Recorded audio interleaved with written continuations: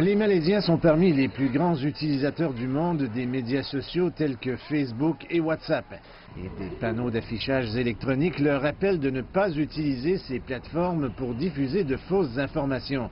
Quiconque s'adonne à ce genre d'activité maintenant pourrait faire face à 6 ans de prison après que le gouvernement a adopté une loi pour contrer ce genre de pratiques. L'opposition politique, les journalistes locaux et étrangers, les groupes de défense des droits de l'homme et les groupes d'avocats se sont tous opposés au projet de loi.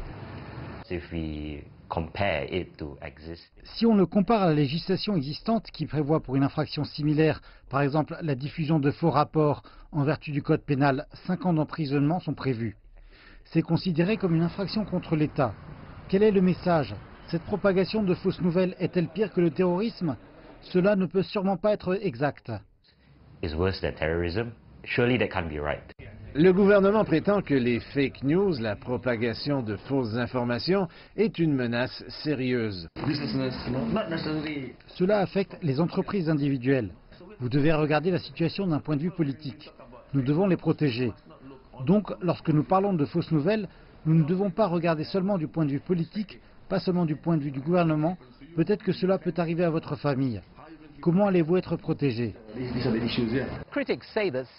Les critiques disent que plusieurs lois malaisiennes existantes protègent déjà la population contre la propagation malveillante de fausses informations, y compris la diffamation civile et criminelle, comme la loi sur la sédition et la loi sur le multimédia. Un amendement de dernière minute a répondu à une préoccupation majeure. Le gouvernement a changé le terme sciemment, diffusant de fausses informations, pour malicieusement. Mais le gouvernement a fait adopter à la hâte le projet de loi avant de dissoudre le Parlement pour ouvrir la voie à des élections générales. Et cela a encore laissé des doutes aux critiques qui croient que la coalition au pouvoir sera la cible principale de la loi.